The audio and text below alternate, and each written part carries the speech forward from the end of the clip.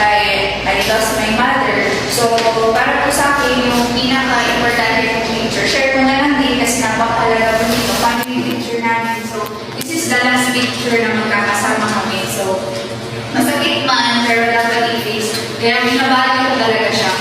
Ang dami kong happy dito sa bahay. Gusto ko lang talaga kasi last picture man siya. And syempre, gusto niya talaga matagal, hindi siya makagano. So, next is, syempre, yung dalawa kong ring na bigay ng boyfriend ko na kahit malayo ko siya, syempre, he just wanted to protect me, saka parang promise ring na din siya.